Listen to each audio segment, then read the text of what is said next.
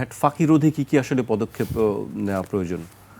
আর আরেকটি যেটা বলছে যে এটির উদ্যোগগুলো কি আধুনিকরণে করার ক্ষেত্রে আপনাদের উদ্যোগগুলো আমি যে কথাটা প্রথমে বলেছি যে প্রত্যেকটা ট্রানজ্যাকশন লেনদেনের তথ্য যাতে কোনোভাবে গোপন করা না যায় এবং সবাই এগিয়ে আসছে। আপনারা জানেন আন্ডার দ্য সেম নেটওয়ার্ক, হ্যাঁ, আমাদের আরেকটা আছে প্রজেক্ট যে ন্যাশনাল সিঙ্গেল উইন্ডো, সেখানে অনেকগুলো সরকারি সংস্থা কিন্তু ইন্টিগ্রেটেড হচ্ছে।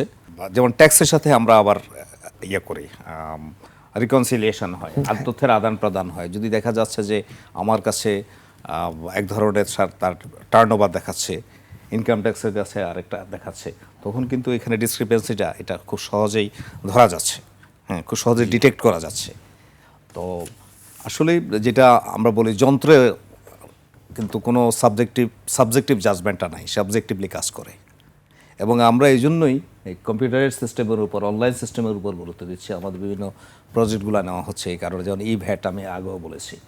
অর্থাৎ আমরা কোনো অবস্থায় ম্যানুয়াল সিস্টেমের উপর থাকতে চাই না। যত বেশি ম্যানুয়াল সিস্টেম হবে তত বেশি কিন্তু এই ফাঁকির সুযোগ সৃষ্টি হবে। জি, ভ্যাট রাজস্বগুলো আসলে কিভাবে ব্যবহার করা হয়?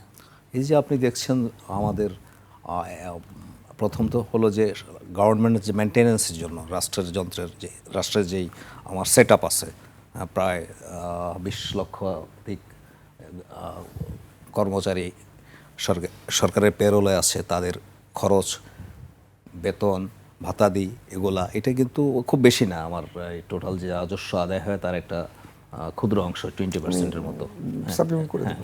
তারপরে আপনার যে আমাদের বার্ষিক উন্নয়ন পরিকল্পনা, তারপরে আমাদের সেফটি নেটওয়ার্কে আমি যেটা সেফটি নেটের যে ব্যবহারটা হচ্ছে, যেমন বয়স্ক ভাতা, তারপরে আমরা বিভিন্ন খাতে সাবসিডি দিচ্ছি, এই কাজে ব্যবহার হচ্ছে। এবং আরেকটা বড় খাত যেটা, সেটা হলো ডেট রিপেমেন্ট। যে আমাদের রাষ্ট্রের যে দুই ধরনের অভ্যন্তরীণ ঋণ এবং বৈদেশিক ঋণ, তার বিপরীতে যেই একটা হলো সুদ, আরেকটি হচ্ছে আপনার এই প্রিন্সিপাল অ্যামাউন্টের একটা অংশ যেটা শিডিউল অনুযায়ী দিতে হচ্ছে, সেটা পরিশোধ করা, এসব কাজেই খরচ।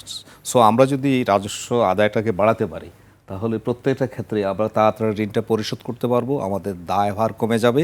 অ্যাট দ্য সেম টাইম আমরা অভ্যন্তরীণভাবে বেশি বিনিয়োগ করতে পারবো, যেটা অধিকতর অর্থনৈতিক কর্মকাণ্ড সৃষ্টি করবে এবং অধিকতর রেভিনিউ জেনারেট করবে। জি।